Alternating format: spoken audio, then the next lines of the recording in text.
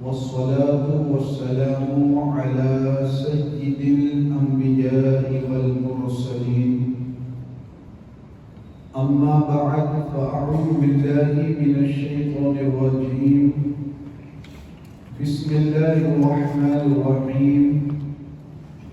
إنا أعطيناك الكوثر فصل لربك وانحر. صدق الله العظيم. بلغنا رسوله النبي الأمين المكين الكريم ونحن على ذلك لمن الشاهدين والشاكرين. پر یہ ساتھ میں مل کر الصلاۃ والسلام علیک یا رسول اللہ، الصلاۃ والسلام علیک یا حبیب اللہ، الصلاۃ والسلام علیک یا خاتم النبیین وعلی آلک وَأَصْحَابِكَ یا نور اللہ صلی اللہ تعالی علیہ وسلم. پیارے آقا علیہ الصلاۃ والتسلیم کے پیارے دیوانوں،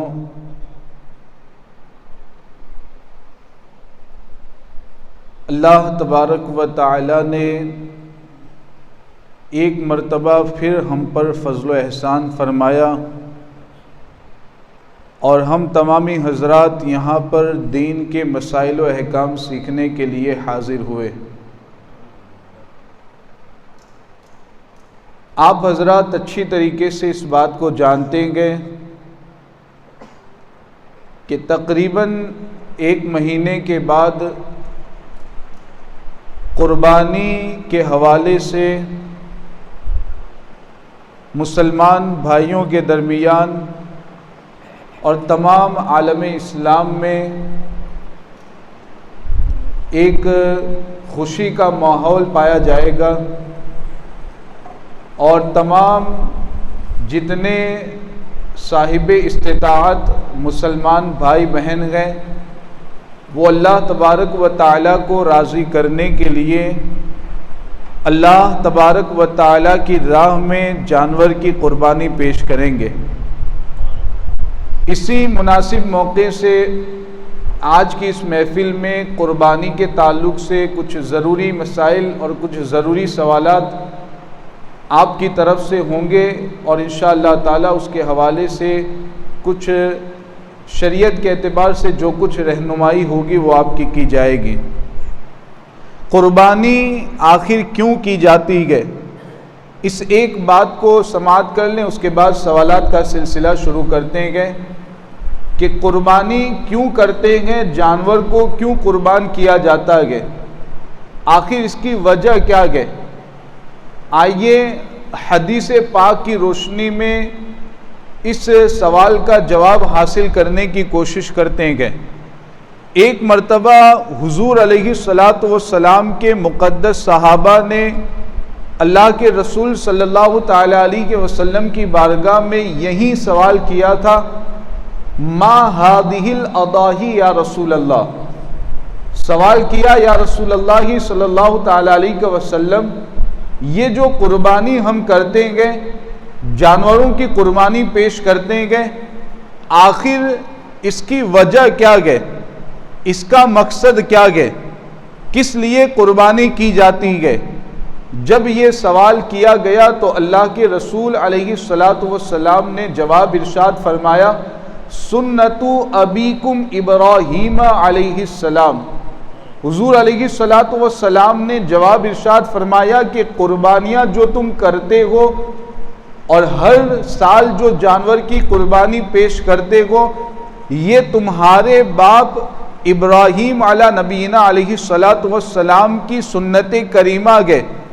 اسی سنت کو باقی رکھنے کے لیے اللہ تبارک و تعالیٰ کی طرف سے تم پر قربانی کو واجب قرار دیا گیا ہے. صحابہ کرام نے پھر سوال کیا. اب یہ سوال بہت اہم ہے، توجہ کے ساتھ سماعت کریں. صحابہ کرام نے سوال کیا، وما لنا فیہا یا رسول اللہ صلی اللہ علیہ وسلم، یا رسول اللہ صلی اللہ تعالی علیہ وسلم جانور کی ہم قربانی تو کر دیتے گئے،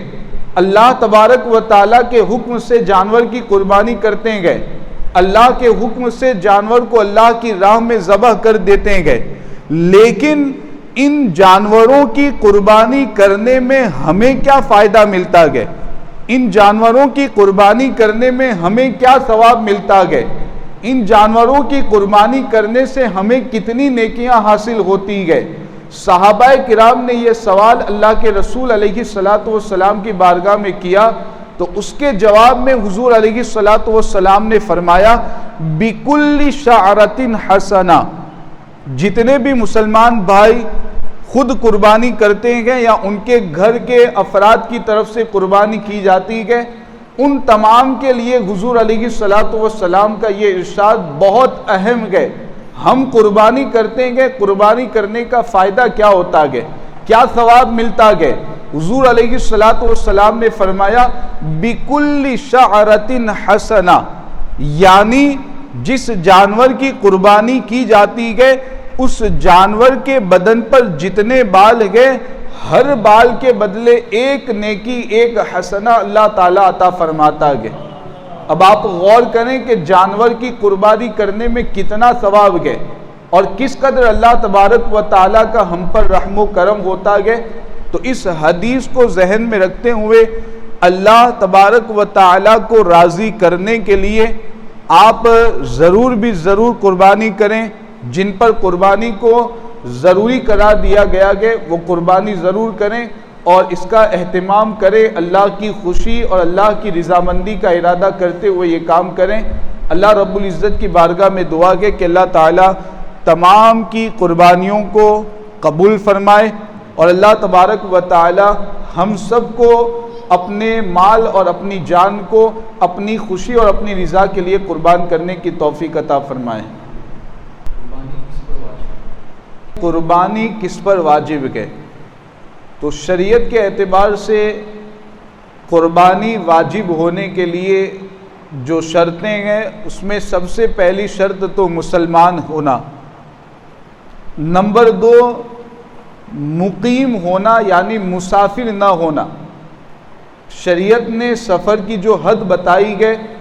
اگر اس حالت میں کوئی مسافر گئے، اس طریقے سے اگر کوئی سفر کی حالت میں گئے تو مسافر پر بھی شریعت کے اعتبار سے قربانی واجب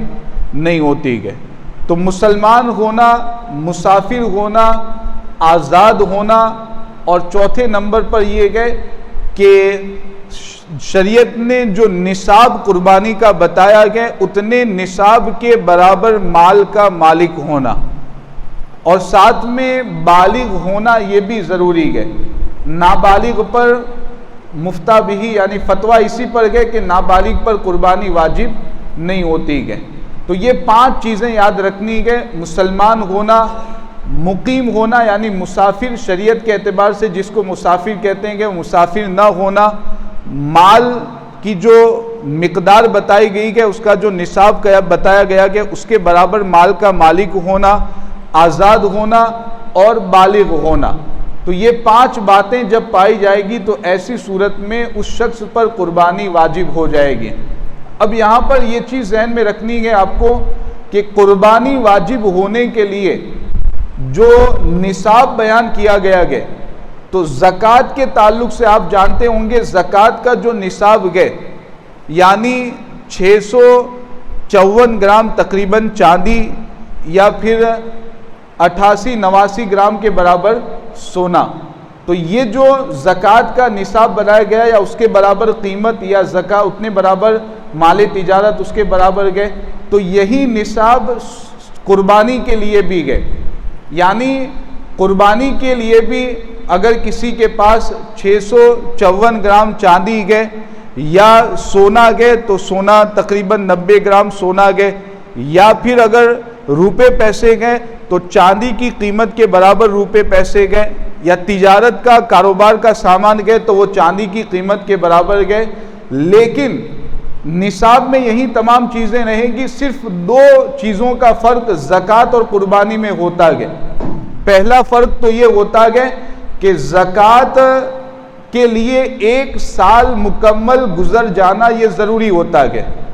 آپ جانتے ہیں اسی لیے ہم دیکھتے ہیں کہ سال مکمل ہوا ہے کہ نہیں. تو زکوٰۃ کے لیے سال مکمل ہونا ضروری ہے، جبکہ قربانی کے لیے ایسا نہیں ہے. قربانی کے جو 3 دن گئے، 10ویں 11ویں اور 12ویں، یہ 3 دن اور 2 راتیں، تو یہ جو قربانی کا وقت مقرر ہے، اتنے وقت میں اگر کسی کے پاس نصاب کے برابر مال آ جاتا ہے، کوئی مالک نصاب ہو جاتا ہے، تو اگرچہ اس پر سال نہیں گزرا گیا لیکن پھر بھی اس پر قربانی کرنا واجب ہو جائے گا. تو ایک فرق تو یہ ہے کہ زکوٰۃ میں 1 سال مکمل ہونا ضروری ہوتا ہے، اس میں ایسا نہیں ہے. اور دوسرا فرق یہ ہوتا ہے کہ زکوٰۃ میں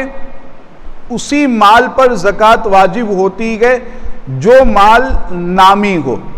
شریعت کے اعتبار سے جس کو نامی کہا جاتا ہے، اور اس کے حوالے سے رمضان میں مسائل بھی بیان ہوئے تھے، اس سے پہلے بھی مسائل بیان ہوئے تھے کہ 3 طرح کے مال پر زکوٰۃ ہوتی ہے. ایک تو سونا چاندی روپے پیسے کرنسی، نمبر 2 مال تجارت، اور نمبر 3 سائمہ جانور. یہ 3 طرح کے مال پر زکوٰۃ ہوتی ہے. اس کے علاوہ کسی بھی مال پر شریعت کے اعتبار سے زکوٰۃ نہیں ہے، کیونکہ مال کے نامی ہونے کی شرط انہی 3 چیزوں میں پائی جاتی ہے. لیکن قربانی کا معاملہ یہ ہے کہ اس میں مال کا نامی ہونا ضروری نہیں ہے. اب اس کا کیا مطلب ہے؟ مثال کے طور پر سمجھیے کہ 2 گاڑیاں آپ کے پاس ہے. ایک گاڑی آپ استعمال کرتے ہیں، دوسری گاڑی ایسے ہی گھر میں رکھی ہوئی ہے، اس کو استعمال نہیں کیا جاتا ہے. تو اب وہ جو دوسری گاڑی اگر بیچنے کی نیت سے آپ نے نہیں لی گئے تو اس دوسری گاڑی پر زکوٰۃ دینا آپ پر ضروری نہیں ہوگا، لیکن اس دوسری گاڑی کی قیمت دیکھ کر کے پھر آپ پر قربانی واجب ہو سکتی ہے. 2 مکان گئے، ایک مکان میں آپ رہتے ہیں، دوسرا مکان ایسے ہی خالی پڑا ہوا گئے، بیچنے کی نیت سے آپ نے نہیں لیا گئے، تو اس دوسرے مکان پر زکوٰۃ لازم نہیں ہوگی، لیکن اس دوسرے مکان کی قیمت دیکھ کر کے پھر قربانی بھی آپ پر واجب ہو سکتی ہے. بلکہ ایک مکان گئے، 2 منزل مکان گئے، ایک نیچے والی منزل میں آپ رہتے ہیں، اوپر والی منزل ایسے ہی خالی پڑی ہوئی ہے، تو اوپر والی منزل جو گئے قربانی اس پر واجب ہو سکتی ہے، یعنی اس کی قیمت کے اعتبار سے قربانی واجب ہوگی، لیکن اس اوپر والی منزل پر زکوٰۃ واجب نہیں ہوگی جبکہ بیچنے کی نیت نہیں ہے. تو یہ زکوٰۃ اور قربانی کے مسائل میں فرق آ جاتا ہے. خاص طور سے ہمارے گھروں میں یہ رواج رہتا ہے کہ زائد برتن پڑے ہوئے رہتے ہیں. آپ دیکھتے ہوں گے عورتیں جب نکاح کر کے آتی ہیں، کہ شادی کر کے آتی ہیں گھر پر، تو کچھ برتن ایسے لے کر کے آتے ہیں کہ صرف وہ گھر کی زینت بن کر کے رہ جاتے ہیں، ان کا استعمال ہوتا ہی نہیں ہے. تو ایسے جو زائد برتن گھر میں پڑے ہوئے رہتے ہیں کہ ان برتنوں کی قیمت کو بھی قربانی کے واجب ہونے کے لیے ملایا جائے گا. ان برتنوں کی قیمت پر بھی قربانی واجب ہوگی اگر وہ نصاب کے برابر پہنچ جاتے ہیں، لیکن ان برتنوں پر زکوٰۃ دینا واجب نہیں ہوگا. تو یہ زکوٰۃ اور قربانی کے درمیان جو تھوڑا سا فرق ہے اس کو آپ سمجھ لیں. سال مکمل ہونا قربانی میں ضروری نہیں ہے، اور مال کا نامی ہونا یہ بھی ضروری نہیں ہے. اور یہ مسائل کے ذریعہ میں نے آپ کو سمجھا دیا کہ دونوں میں کیا فرق آ جاتا ہے.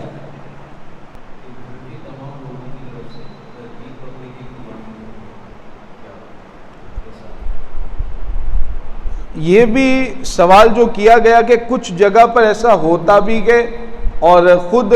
مسائل بھی پوچھتے ہیں، تو اس سے یہ سمجھ میں آتا ہے کہ گھر کے کسی ایک فرد کی طرف سے قربانی ہر سال کر دینا. جیسے گزشتہ سال باپ کی طرف سے قربانی کی گئی، اس سال والدہ کی طرف سے کر دیں، پھر آئندہ سال بیٹے کی طرف سے. اس طرح ایک ہی قربانی گھر کی طرف سے کرنا اور یہ سمجھنا کہ سب ساتھ ہی میں رہتے ہیں، والدہ والدین بھی ساتھ میں رہتے ہیں، اولاد بھی ساتھ میں رہتی ہے، سب ساتھ میں کھاتے پیتے ہیں، تو پھر ایک جانور کی اگر قربانی کر دیتے ہیں، اگرچہ چھوٹا جانور ہے، یہ تمام لوگوں کی طرف سے کافی ہو جائے گا. اس طرح کے خیالات کچھ لوگوں میں پائے جاتے ہیں. حالانکہ یاد رکھیں کہ یہ بالکل غلط ہے. اس طریقے سے سمجھنا اور اس طریقے سے کرنا یہ بالکل جائز نہیں ہے، بلکہ ہمیں یہ دیکھنا ہے کہ گھر میں جتنے ممبر گئے ان میں سے کس کے پاس نصاب کے برابر مال گئے. آپ یہ غور کر لیں، والد صاحب گئے تو والد صاحب کا جو الگ سے ان کا مال گئے، روپے پیسے جائیداد وغیرہ، وہ نصاب کے برابر گئے کہ نہیں. والدہ گئے تو والدہ کے پاس جو سونا چاندی روپے پیسے خود ان کے گئے تو وہ نصاب کے برابر ہے کہ نہیں. ایسے ہی گھر میں اگر بہو گئے تو بہو کے پاس سونا چاندی گئے، وہ نصاب کے برابر ہے کہ نہیں. اس طرح گھر کے جتنے بھی ممبر گئے آپ غور کر لیں کہ ان کے پاس نصاب کے برابر پرسنل ان کے پیسے یا ان کی جائیداد ہے کہ نہیں. جتنے لوگ مالک نصاب ہوں گھر میں، ان سب کی طرف سے قربانی کرنا ضروری ہوتا ہے. یا تو آپ حصے لکھوا دیں یا کوئی بڑا جانور لائیں جس میں 7 حصے ہوتے ہیں اور سب کا نام رکھتے ہوئے اس میں قربانی کریں. ایک ہی کی طرف سے اگر قربانی کریں گے تو باقی جن پر واجب گئے ایک کے ذریعہ ان کی قربانی ادا نہیں ہوگی.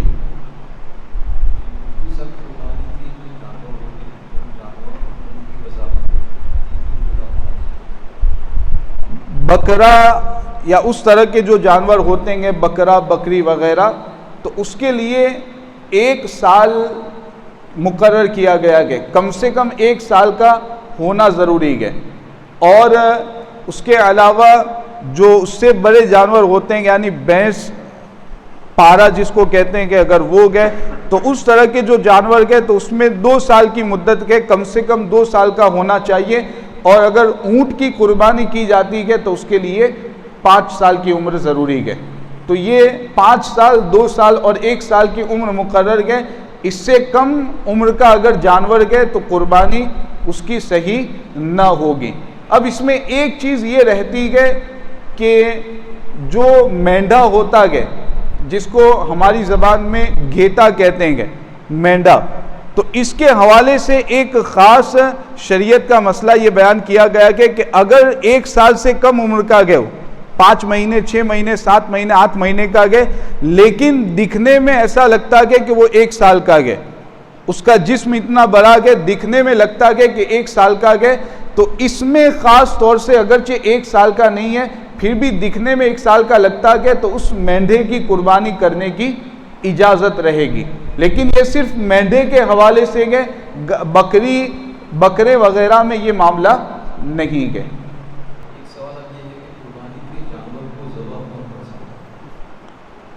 بہتر تو یہی ہوتا ہے قربانی کے جانور کو ذبح کرنے کے تعلق سے کہ جس کی قربانی ہو رہی ہے، جس شخص کی طرف سے قربانی ہو رہی ہے، خود وہ اپنے ہاتھ سے جانور کو قربان کرے. اس لیے بہتر یہی ہوتا ہے کہ قربانی کے مسائل سیکھ جانے چاہیے، ضروری باتیں جو اس میں ہوتی ہیں وہ سیکھ جائیں، اور اگر خود کر سکتے ہیں تو بہتر یہی ہے کہ آپ خود اپنے طور پر قربانی کا جانور ذبح کریں. دعا وغیرہ بھی یاد کر لیں، یاد نہیں ہے تو موبائل میں دیکھ کر کے پڑھ لیں. تو خود اگر کرتے ہیں تو بہتر ہے، اگر خود نہیں کر پاتے ہیں تو پھر کوئی عالم دین گئے، حافظ قرآن گئے، ان کے پاس اگر آپ کرواتے ہیں تب بھی آپ کی قربانی ادا ہو جائے گی.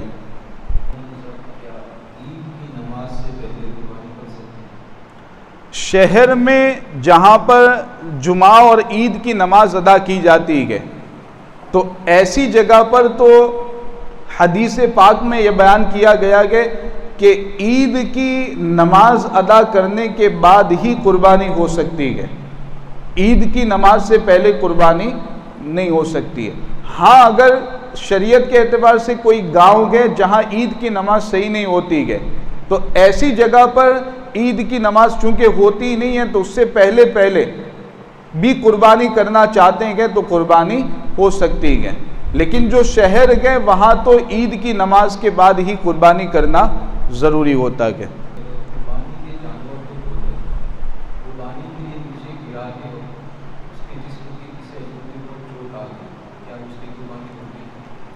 کبھی کبھار ایسا ہوتا ہے خاص طور سے بڑے جانور میں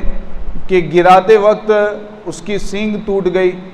یا کوئی اور پاؤں میں درد آ گیا، اس کو پاؤں ٹوٹ گیا، اس طرح کی کوئی پریشانی اگر ہو جاتی ہے، اس طرح کا معاملہ اگر ہو جاتا ہے تو ہماری شریعت نے ہمارے لیے آسانی اس میں رکھی ہے اور شریعت نے ہمیں یہ رخصت اور اجازت دی ہے کہ گراتے وقت اگر ایسا کوئی عیب جانور میں پیدا ہو جاتا ہے تو اس کے باوجود قربانی کرنا صحیح ہوگا۔ یہ شریعت نے ہماری آسانی کے لیے مسئلہ رکھا گیا کہ گراتے وقت ایسا کوئی معاملہ پیش آ جاتا ہے تو آپ اس کی قربانی کریں گے، قربانی صحیح ہو جائے گی۔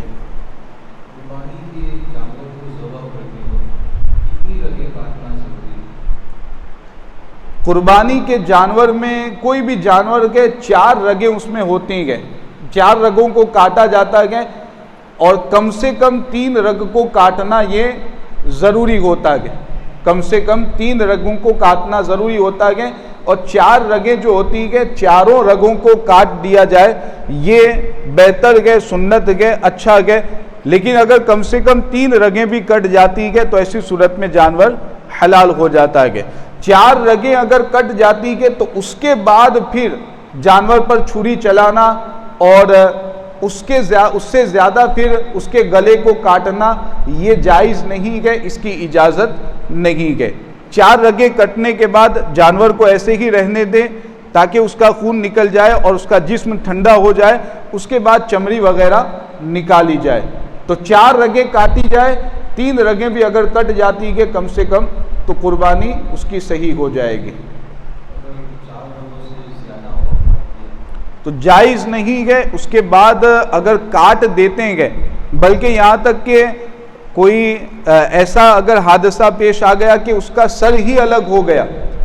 کبھی کبھار ایسا ہوتا ہے کہ بڑے جانور میں بھی اور مرغی وغیرہ میں بھی ایسا ہوتا ہے، ذبح کرتے ہیں عام دنوں میں، تو کبھی کبھار ایسا سر الگ ہو جاتا ہے یا جانور کا سر الگ ہو جاتا ہے تو کچھ لوگ سمجھتے ہیں کہ جب سر الگ ہو گیا تو اب اس کے گوشت کو کھانے کی اجازت نہیں ہے۔ حالانکہ ایسا نہیں ہے، سر الگ کر دینا، اتنا زیادہ کاٹنا یہ جائز نہیں ہے، لیکن اگر اس طریقے سے کسی نے سر کو کاٹا اور سر الگ ہو گیا جانور کا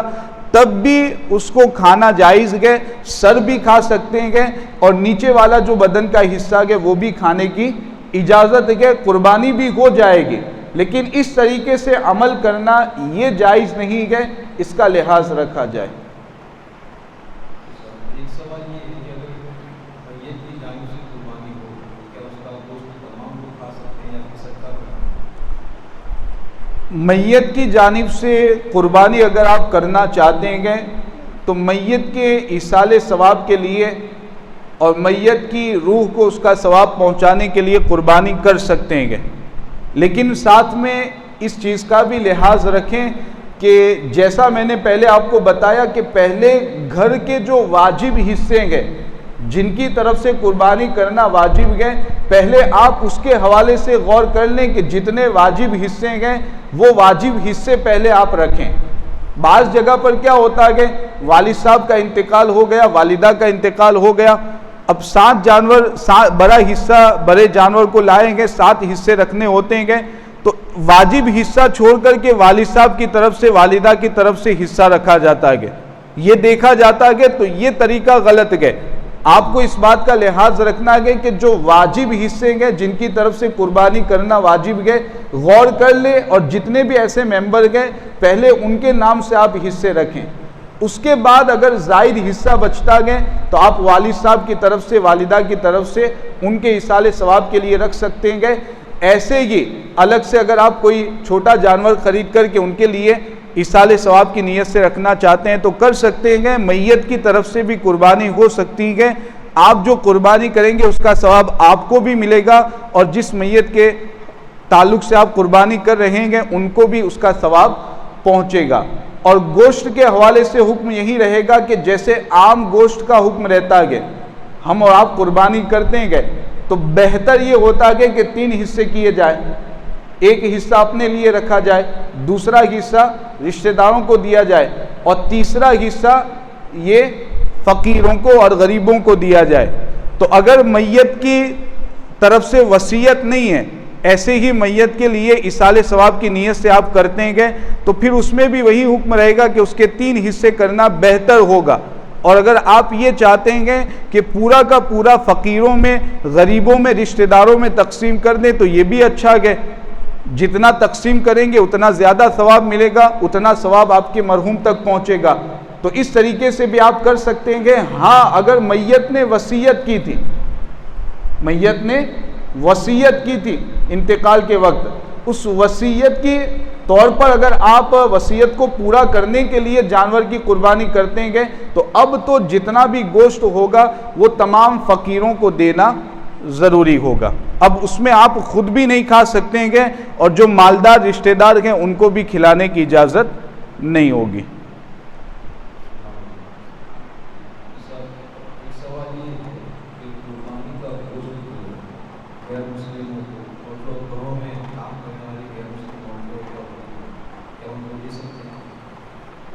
شرعاً اس کی اجازت نہیں ہے، اور ویسے بھی اگر آپ دیکھنے جائیں تو انسانیت کے ناطے بھی اگر آپ دیکھیں تو چونکہ غیر مسلم اپنے طور پر اپنے مذہب کے اعتبار سے وہ ان سب چیزوں سے دور رہتے ہیں، وہ اپنے مذہب کے اعتبار سے، تو پھر ہم کیوں ان کو اس طریقے سے گوشت دے کر ان کو شرمندہ کریں؟ تو شرعاً بھی اجازت نہیں ہے، شریعت کے اعتبار سے بھی دینے کی اجازت نہیں ہے، لہذا آپ قربانی کا گوشت ہرگز غیر مسلموں کو نہ دیں.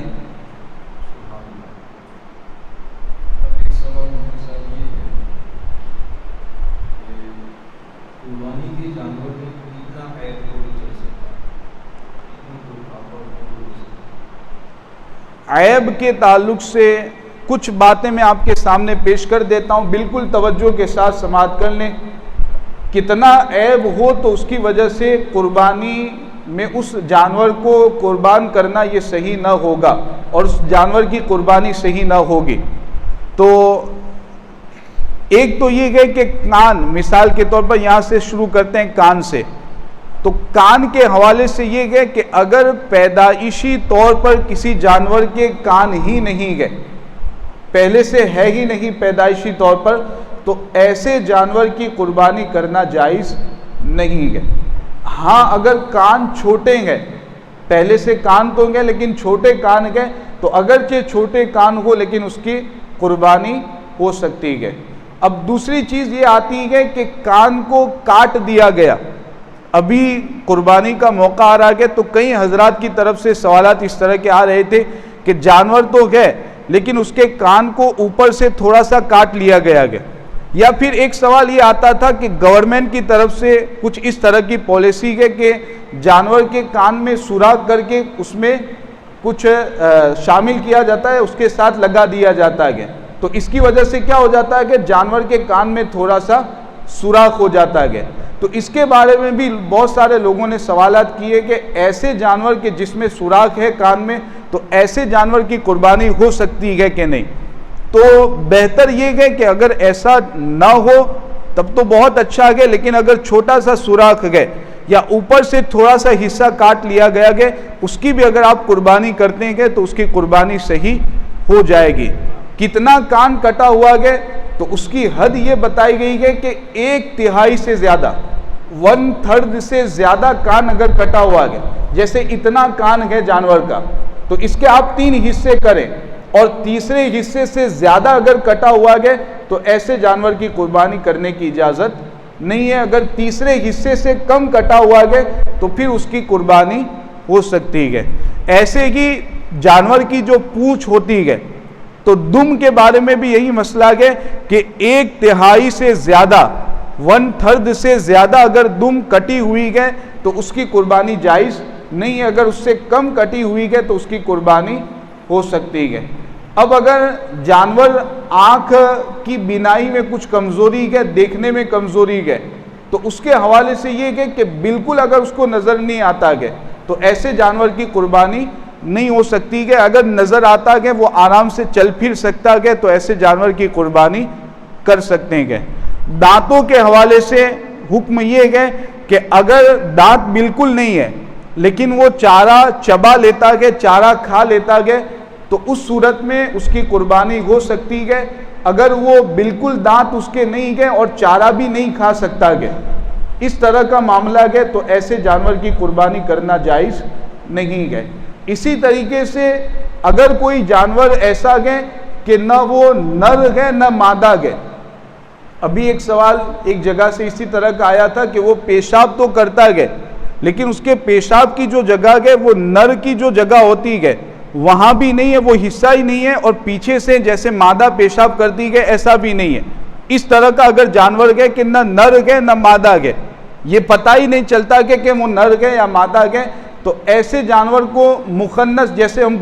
عام انسانوں میں کہتے ہیں مخنث،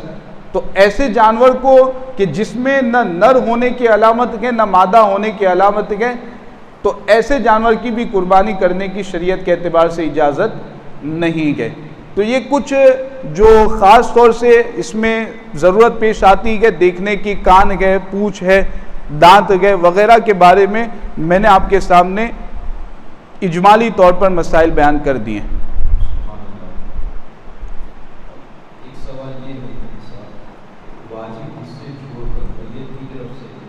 یا پھر نبی کریم صلی اللہ علیہ وسلم کی طرف سے قربانی کرنا ہے؟ اس کی وضاحت میں نے کر دی کہ میت کی طرف سے آپ رکھیں یا حضور علیہ الصلوۃ والسلام کی طرف سے رکھنا چاہتے ہیں بہت اچھا ہے، لیکن پہلے واجب حصے رکھ لے، پھر اگر بچ جاتا ہے تو آپ حضور علیہ الصلوۃ والسلام کی طرف سے ضرور رکھیں، اس لیے کہ حضور کے صدقے میں آپ کی قربانی بھی اللہ تعالیٰ کی بارگاہ میں قبول ہوگی. ضرور رکھیں. الگ سے اگر کوئی بکرا خرید لیتے ہیں حضور علیہ الصلوۃ والسلام کے لیے خاص طور سے، تو یہ بھی بہت اچھی بات ہے. اس کے ذریعہ بھی زیادہ امید ہے اس بات کی کہ اللہ تعالیٰ آپ کی قربانی کو اس کے صدقے میں قبول فرمائے.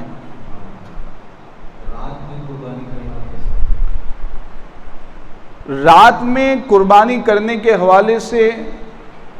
حدیث پاک میں بھی منع کیا گیا ہے. آپ دیکھیں گے حدیث کی کتاب بہار شریعت وغیرہ کی جو کتابیں ہیں اس میں بھی منع گئے، لیکن ساتھ میں یہ چیز بھی ذہن میں رکھے گا کہ حدیث پاک میں جو منع کیا گیا اور بہار شریعت وغیرہ کتابوں میں جو منع کیا گیا ہے یہ اس زمانے کے اعتبار سے گئے. فقہائے کرام نے، علماء کرام نے بتایا کہ اس کی علت اور اس کی وجہ یہ ہے کہ رات میں اس زمانے کا حال یہ ہوتا تھا کہ روشنی کا ایسا کوئی انتظام ہوتا نہیں تھا، لائٹنگ اس طرح کی ہوتی نہیں تھی، چراغ جلایا کرتے تھے، بالکل اندھیرا رات میں رہتا تھا. تو حضور علیہ الصلوۃ والسلام نے جو رات میں قربانی کرنے سے منع فرمایا تھا اس کی یہ وجہ تھی کہ اگر آپ رات میں جانور کی قربانی کرتے ہیں ہو سکتا ہے کہ اندھیرے کی وجہ سے جو 3 رگیں کاٹنا ضروری ہے، ہو سکتا ہے کہ اندھیرے کی وجہ سے آپ وہ 3 رگیں نہ کاٹ پائیں،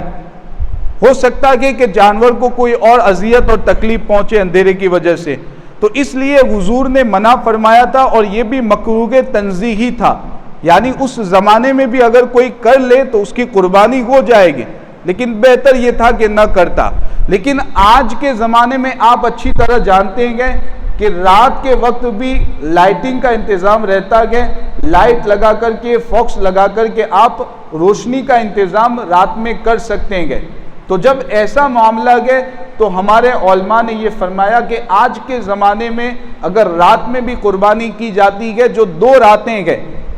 10ویں ذی الحجہ کی رات اور 11ویں کی رات، تو یہ جو 2 راتیں ہیں ان میں بھی قربانی اگر کرتے ہیں تو یہ مکروہ تنزیہی بھی نہیں ہوگا، اس کی بھی اجازت رہے گی، کر سکتے ہیں. تو یہ کتابوں کا حوالہ میں نے آپ کو اس لیے بتایا تاکہ کوئی جا کر کے واٹس ایپ، فیس بک وغیرہ پر دیکھ لے حدیث پاک یا کتاب کہ اس میں تو منع کیا گیا ہے، تو اس کی وضاحت میں نے کر دی کہ اس زمانے کے اعتبار سے اس میں منع کیا گیا تھا.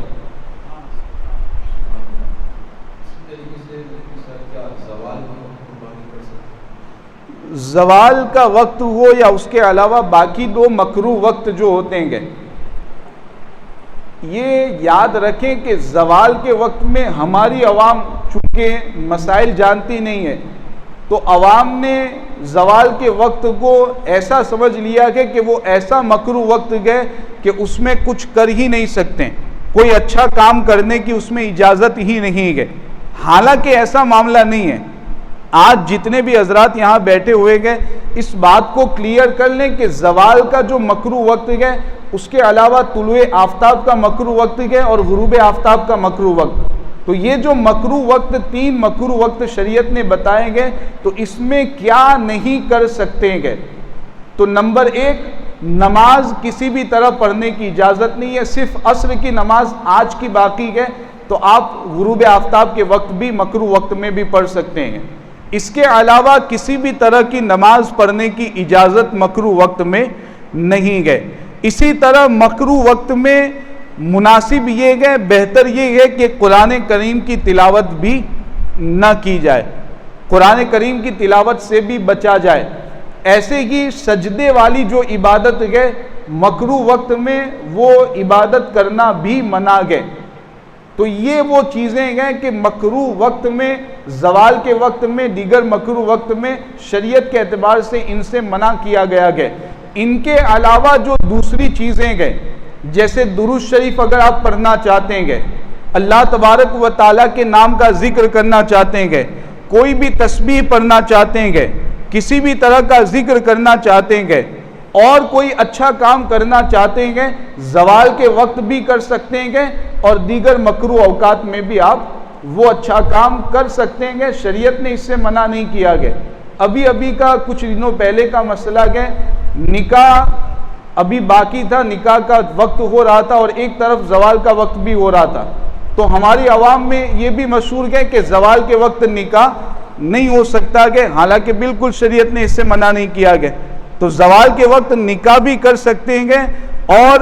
دیگر جو میں نے درود شریف ذکر و اذکار کے حوالے سے بتایا وہ بھی آپ کر سکتے ہیں۔ نماز پڑھنا منع ہے، سجدے والی عبادت جیسے سجدے تلاوت کرتے ہیں یہ بھی منع ہے، اور ساتھ میں قرآن شریف کی تلاوت کرنا یہ بھی بہتر ہے کہ اس سے بچا جائے۔ اس کے علاوہ باقی آپ اچھے کام زوال کے وقت میں بھی کر سکتے ہیں اور دیگر مکروہ اوقات میں بھی کر سکتے ہیں، تو قربانی کرنے میں بھی شریعت کے اعتبار سے کوئی حرج نہیں ہے۔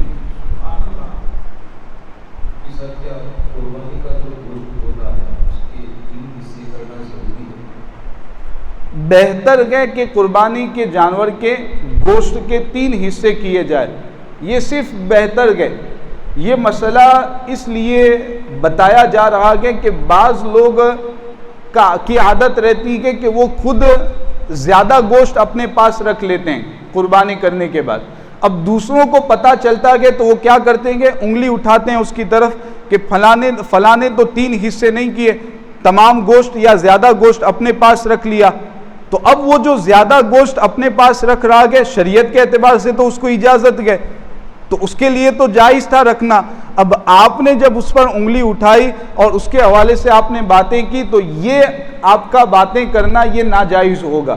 کیونکہ جائز کام اس نے کیا، اس پر آپ انگلی اٹھا رہے ہیں۔ تو یہ مسئلہ اچھی طرح ذہن میں بٹھا لیں کہ 3 حصے کرنے کا جو مسئلہ ہے وہ صرف اور صرف مستحب اور بہتر ہے، اچھا ہے، کریں گے تو بہت اچھی بات ہے۔ پورا گوشت رکھنا چاہتے ہیں رکھ سکتے ہیں،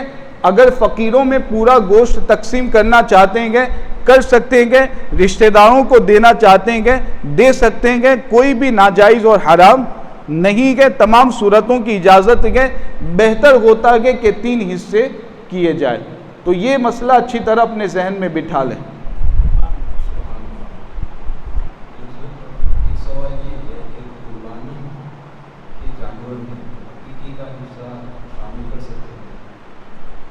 قربانی کے جانور میں عقیقے کا حصہ بھی شامل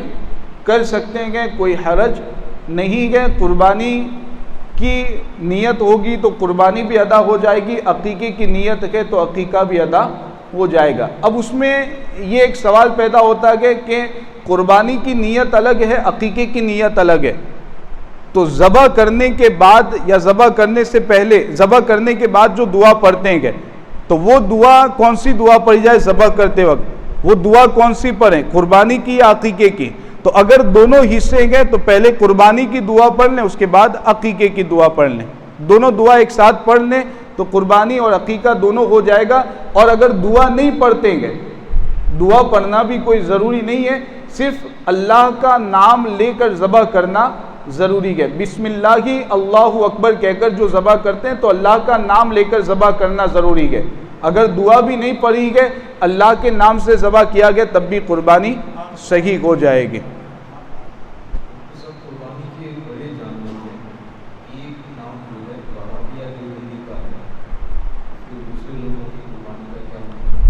اس طریقے سے سنی ہی کے حصے رکھے جائے اور غیر سنی کا حصہ رکھنے سے بالکل آپ بچیں، اس سے پرہیز کریں، ورنہ اگر کسی غیر سنی کا حصہ اس میں رہے گا تو پھر باقی لوگوں کی قربانی بھی ادا نہیں ہوگی۔ تو اس بات کا لحاظ رکھیں کہ جتنے 7 حصے 5 حصے جو بھی آپ حصے رکھتے ہیں گے وہ سنی حضرات ہی کے رکھے جائیں۔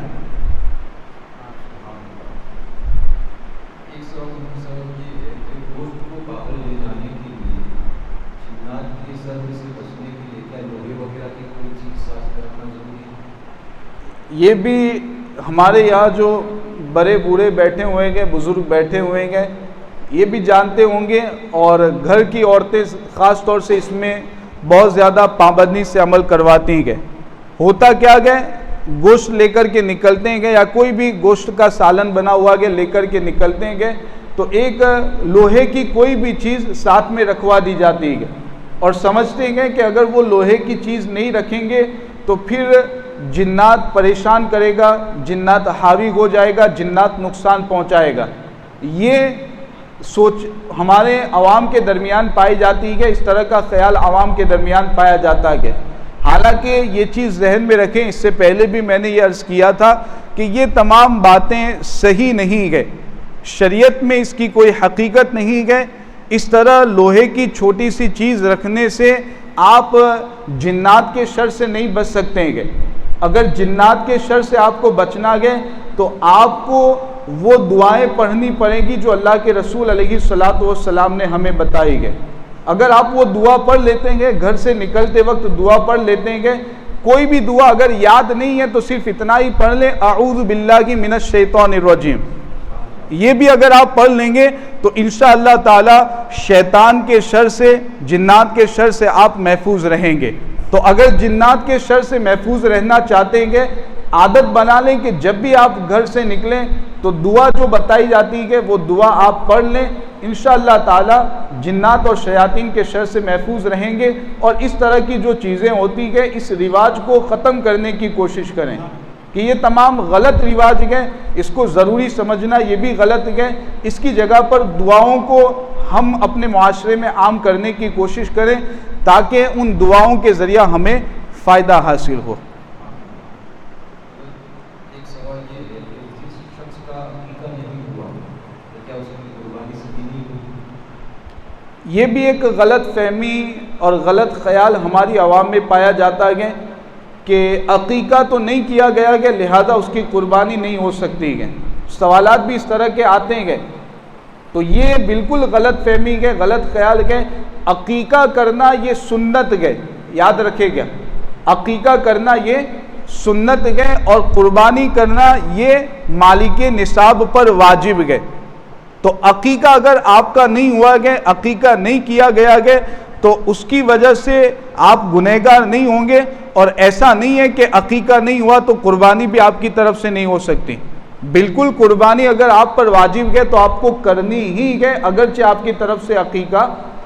نہیں کیا گیا ہے۔ تو یہ غلط فہمی ہے کہ عقیقہ نہیں ہوا ہے تو اس کی طرف سے قربانی بھی نہیں ہو سکتی۔ سر ایک سوال یہ ہے کہ عقیقے کا جو گوشت ہوتا ہے وہ والدین، دادا دادی اور رشتہ دار وغیرہ نہیں کھا سکتے؟ شریعت کے اعتبار سے تو عقیقے کا گوشت گھر کے جو افراد ہیں، گھر کے ممبر، والدین، دادا دادی وغیرہ سب کو کھانے کی اجازت رہتی ہے، بلکہ عقیقے کا جو اصل مقصد ہوتا ہے اس پر اگر آپ غور کریں گے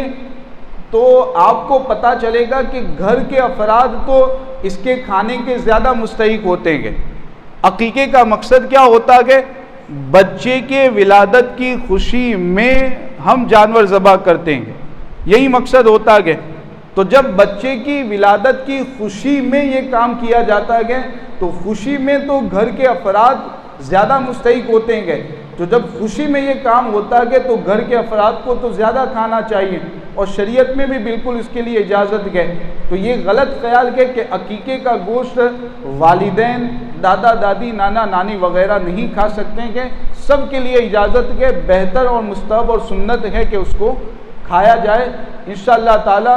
خوشی میں بھی اضافہ ہوگا اور اس کے صدقے میں اللہ تبارک و تعالیٰ عقیقے کے صدقے میں آپ کے بچے اور بچی کو بھی درازگی عمر بالخیر عطا فرمائے گا۔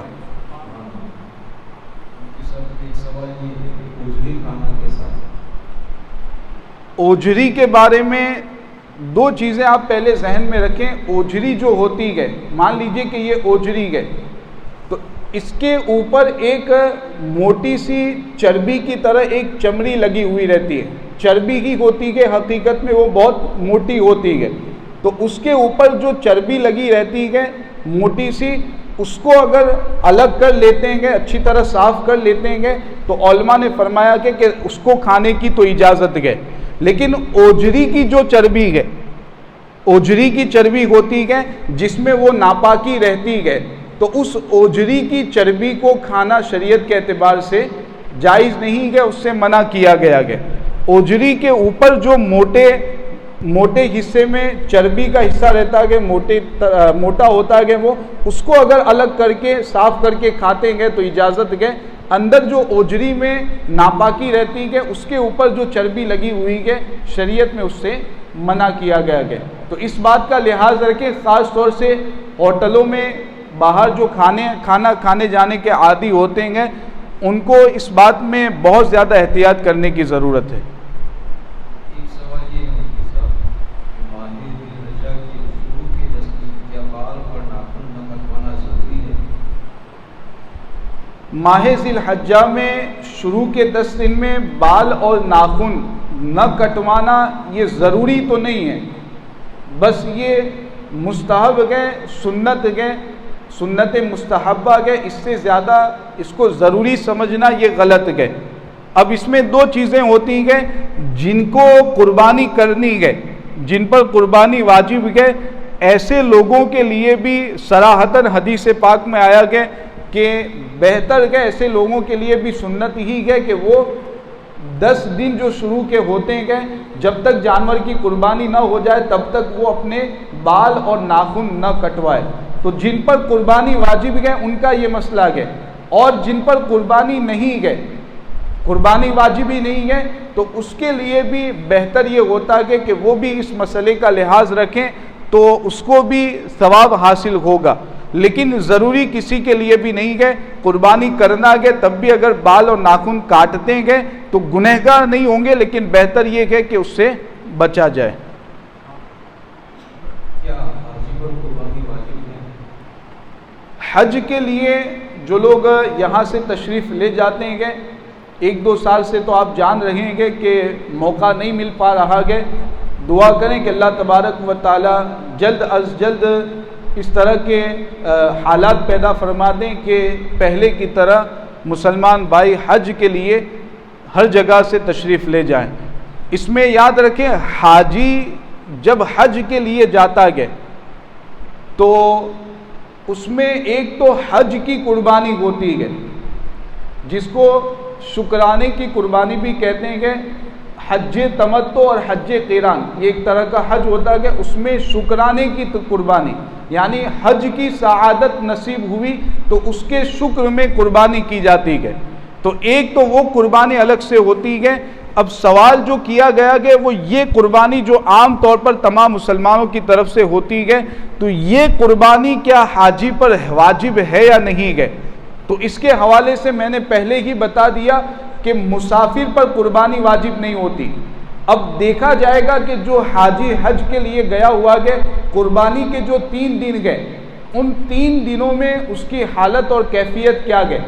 اگر وہ ان 3 دنوں میں مسافر گئے تو جب مسافر گئے تو اس پر یہ والی قربانی واجب نہیں ہوگی، اور اگر مسافر نہیں گئے، حاجی حج کے لیے گیا گئے لیکن وہ مسافر نہیں گئے، وہاں جا کر مقیم ہو چکا گئے، تو اس صورت میں اگر وہ 3 دنوں میں اس کے پاس اتنا مال موجود ہے کہ نصاب کے برابر وہ پہنچ جائے، تو مالک نصاب جب ہوگا تو حاجی پر وہ حج والی قربانی تو دینی ہی ہوگی، اور ساتھ میں یہ قربانی جو عام طور پر کی جاتی ہے وہ قربانی بھی واجب رہے گی۔ تو اس میں 2 چیزیں ہمیں یاد رکھنی ہیں۔ آپ کے رشتہ دار میں سے اگر کوئی حج کے لیے جاتا ہے، آپ کے گھر کے افراد میں سے یا آپ میں سے کوئی حج کے لیے جاتا ہے تو اس مسئلے کا خاص لحاظ رکھیں، ان کو پہلے ہی بتا دیں کہ وہ 3 دنوں میں آپ کی کیفیت کیا ہوگی، حالت کیا ہوگی، آپ پہلے سے اس پہ غور کر لیں۔ اگر مسافر رہتے ہیں تو یہ قربانی واجب نہیں ہوگی، مقیم ہو جاتے ہیں مقیم ہونے کا مطلب کیا ہوتا ہے کہ وہاں جا کر کے مکۃ المکرمہ ہی میں 15 دن ٹھہرنے کا ارادہ ہو گیا، اتنے جلدی پہنچیں گے کہ 15 دن وہیں پر ٹھہرنا گئے، کہیں باہر نہیں جانا گئے۔ تو اگر 15 دن وہیں پر ٹھہرنے کا ارادہ ہو گیا گئے تو اس صورت میں نمازیں بھی پوری پڑھنی رہتی ہے اور مالک نصاب گئے تو قربانی بھی واجب ہو جاتی ہے۔ تو اس مسئلے کا لحاظ رکھیں جب آپ یا آپ کے گھر کے افراد میں سے یا آپ کے دوست و احباب میں سے کوئی حج کے لیے تشریف لے جائے۔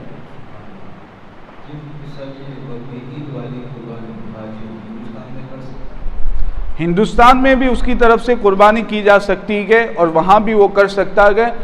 اس بات کا لحاظ رکھیں کہ دونوں جگہ پر قربانی کے دن رہے، وہاں پر بھی قربانی کا دن رہے، یہاں پر بھی قربانی کا دن رہے، اس اعتبار سے پھر قربانی کی جائے۔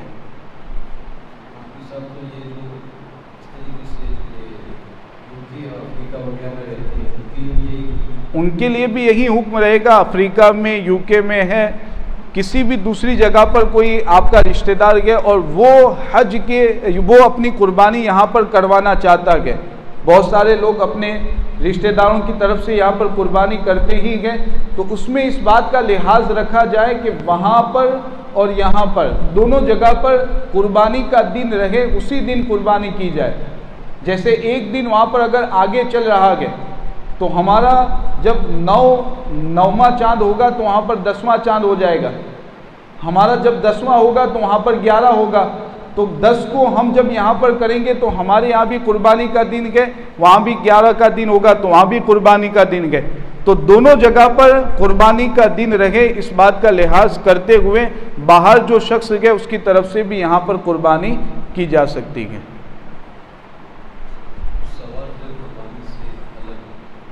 وقت ہے ابھی؟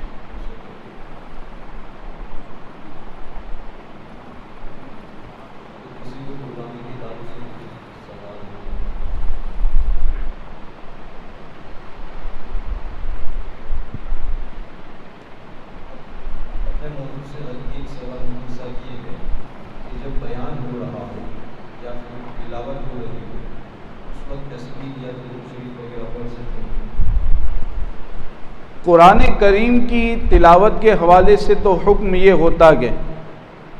کہ اگر کوئی قرآن کی تلاوت شروع کرتا ہے،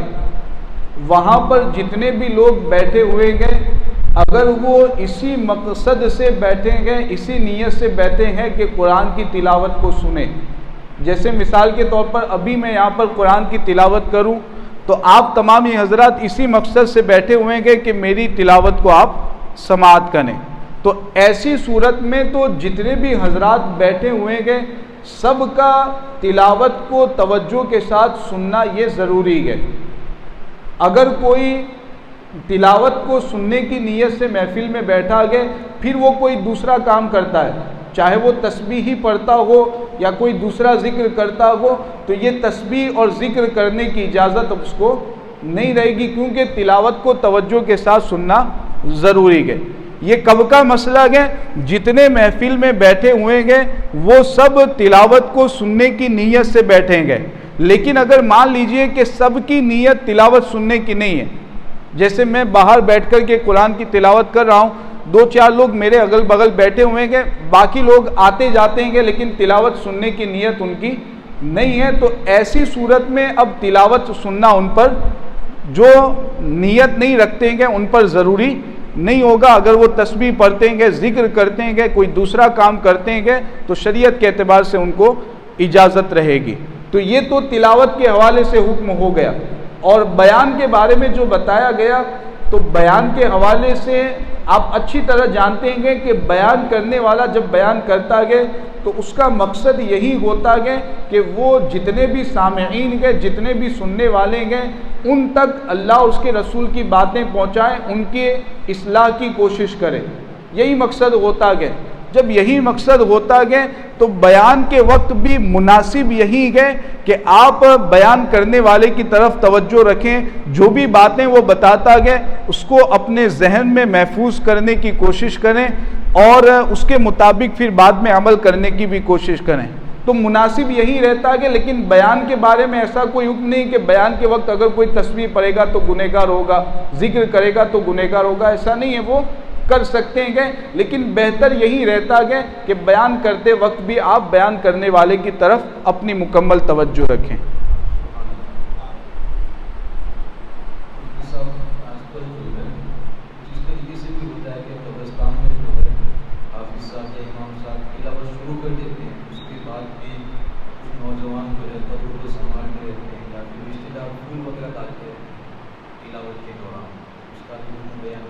تو وہاں پر بھی عام طور پر ایسا ہی ہوتا ہے کہ جب تلاوت شروع ہوتی ہے تو جتنے لوگ موجود ہوتے ہیں تقریباً زیادہ تر لوگوں کی نیت نہیں رہتی ہے کہ اب تلاوت ہمیں سننی ہے. عام طور پر ایسے ایک دو جو کام کرنے والے ہیں ان کا الگ معاملہ ہے، لیکن زیادہ تر جو موجود ہے سب کی نیت وہی رہتی ہے عام طور پر کہ تلاوت اب ہو رہی ہے تو فاتحہ خوانی ہوگی، ہم اس کو سنیں گے. تو جب اس طرح کی نیت رہتی ہے اور ایسا ہی معاملہ رہتا ہے تو اس بات کا لحاظ رکھنا چاہیے کہ جب میت کو دفن کر دیا جائے، دفن کرنے کے بعد جو بھی مٹی ڈالنے وغیرہ کے معاملات کے آپ پہلے کر لیں، اس کے بعد تلاوت کو شروع کیا جائے، تاکہ ایسا نہ ہو کہ تلاوت کے دوران پھر کوئی دوسرے کام میں مصروف رہے. تو یہی مناسب رہتا ہے کہ وہ مکمل کام کرنے کے بعد تلاوت ہو تو تلاوت کو پھر توجہ کے ساتھ سنا جائے، فاتحہ خوانی ہو جائے، دعا ہو جائے، اس کے بعد پھول وغیرہ ڈالنا چاہتے ہیں تو آپ ڈال سکتے ہیں.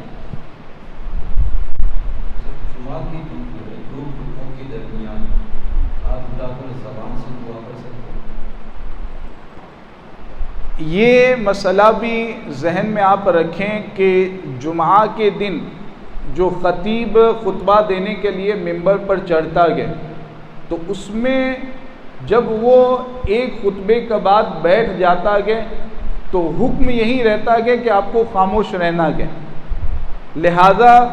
ہاتھ اٹھا کر کے زبان سے جو دعا کرتے ہیں بعض لوگ، تو یہ غلط طریقہ ہے، اس سے بچنا چاہیے. صحیح طریقہ کیا ہے؟ آپ خاموشی کے ساتھ بیٹھیں. اگر دعا مانگنا چاہتے ہیں تو دل ہی دل میں آپ دعا مانگ سکتے ہیں، زبان سے بالکل دعا نہیں مانگ سکتے ہیں. دل ہی دل میں آپ دعا مانگے، ہاتھ اٹھا کر کے زبان سے دعا مانگنا جب امام دو خطبوں کے درمیان بیٹھتا ہے یہ بھی منع ہے، اس سے بچا جائے. تو اس بات کا بھی لحاظ رکھیں جمعہ کے دن خاص طور سے.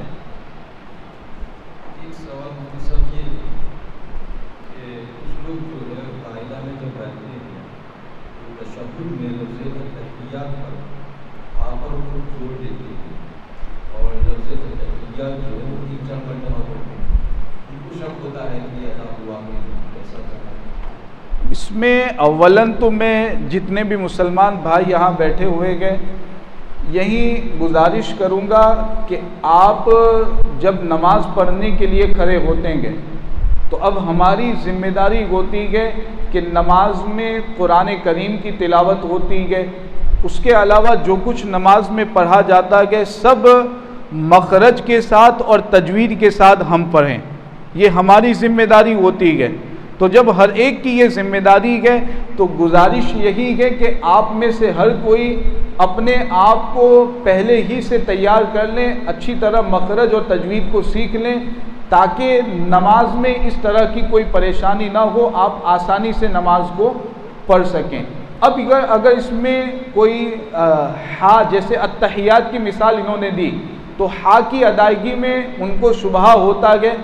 کہ ہا ادا ہوئی گئے یا پھر ہا ادا ہوئی گئے، تو اس کی وجہ سے اگر ایک دو مرتبہ اس کو دوہرا بھی لیتے ہیں تو کوئی حرج نہیں ہے. لیکن اس میں پھر کیا ہوتا ہے کہ بعض لوگ اتنی زور سے اس کو پڑھتے ہیں کہ اگل بغل میں بھی 4-5 لوگ سن رہے ہوتے ہیں،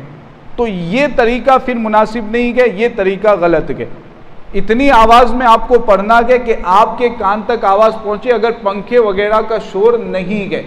تو اتنی آواز آپ کی ہو کہ کان تک آواز آپ کی پہنچے گی. بس یہ کرنا کہ زیادہ زور سے پڑھنا یہ پھر منع ہوتا گیا. اور مخارج کے حوالے سے میں نے بتایا کہ آپ سیکھ لیں, کوشش کریں گے 1-2 مہینے میں آپ بقدر ضرورت مخارج اور تجوید سیکھ جائیں گے, جس سے آپ کی نمازیں بھی صحیح ہوں گی.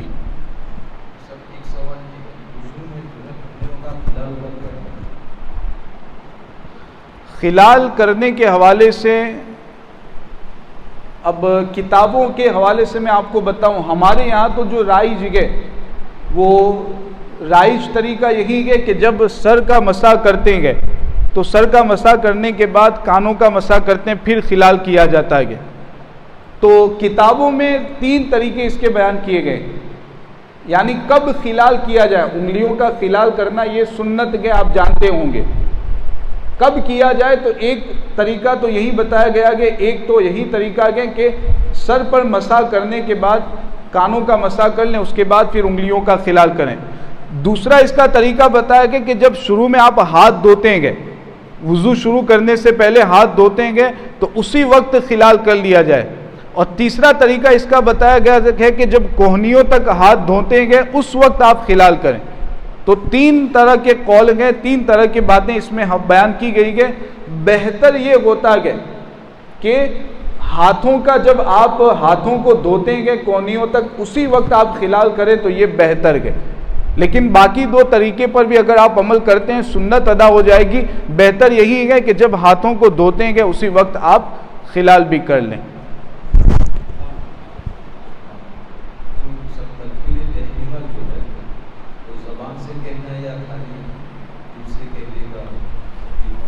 میں نے یہ بتا دیا کہ نماز میں جو بھی پڑھتے ہیں تکبیر تحریمہ سے نماز شروع ہوتی ہے, سلام پر ختم ہوتی ہے. تو تکبیر تحریمہ سے لے کر کے سلام تک نماز میں جو بھی آپ کو پڑھنا ہے اتنی آواز سے پڑھنا ہے کہ اگر پنکھے وغیرہ کا شور نہ ہوتا تو آپ کی آواز کان تک پہنچتی. تو تکبیر تحریمہ کا بھی وہی معاملہ ہے کہ اتنی آواز ہونی چاہیے. بالکل دل میں اگر تکبیر تحریمہ کہتے ہیں تو نماز آپ کی شروع ہی نہیں ہوگی.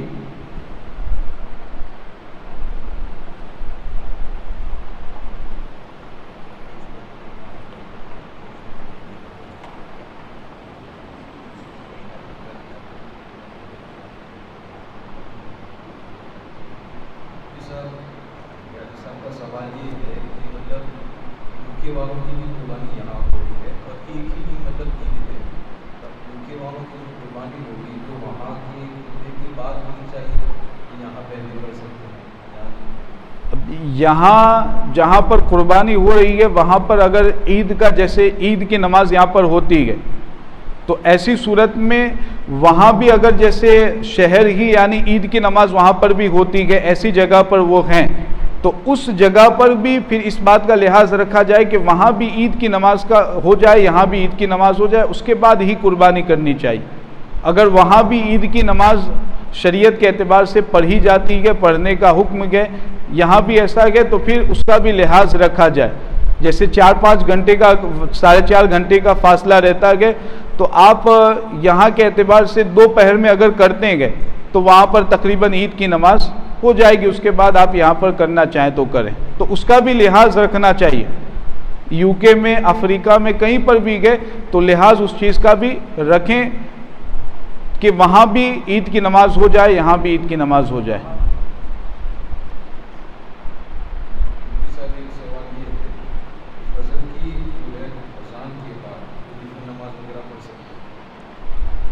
فجر کی اذان کے بعد تو اذان کے بعد کیا بلکہ اس کے لیے طلوع صبح صادق کا جو وقت ہوتا ہے کہ آپ گھڑی میں دیکھ سکتے ہیں کہ جب فجر کی نماز کا وقت شروع ہو جاتا ہے, صبح صادق کا وقت جیسے ہی ہوتا ہے تو یہ روزہ بند کرنے کا وقت ہے اور فجر کی نماز کا وقت یہاں سے شروع ہوتا ہے. تو فجر کی نماز کا وقت جو صبح صادق سے شروع ہوتا ہے اس کے بعد سے لے کر فجر کی نماز کا وقت ختم ہونے تک نفل نماز پڑھنا یہ مکروہ ہے, منع ہے. صرف 2 رکعت سنت جو فجر کی پڑھی جاتی ہے وہ 2 سنتیں موقدہ پڑھ سکتے ہیں اور کسی نفل نماز پڑھنے کی اجازت اس میں نہیں ہے. نفل نماز نہیں پڑھ سکتے ہیں, قضا نماز تو آپ وہ مکروہ وقت جو بتایا گیا کہ اس میں نہیں پڑھ سکتے. طلوع آفتاب تقریباً 20 منٹ کا وقت، غروب آفتاب تقریباً 20 منٹ اور زوال یہ تقریباً 40-45 منٹ کا وقت ہوتا ہے، اس میں قضا نماز نہیں پڑھ سکتے. اس کے علاوہ جتنا بھی وقت موجود ہے آپ اس میں بھی قضا نماز پڑھ سکتے ہیں. جیسے عصر کی فرض نماز کے بعد قضا نماز پڑھ سکتے ہیں لیکن نفل نماز پڑھنے کی اجازت نہیں ہے. عصر کی فرض پڑھنے کے بعد قضا پڑھ سکتے ہیں، نفل پڑھنا یہ منع ہے.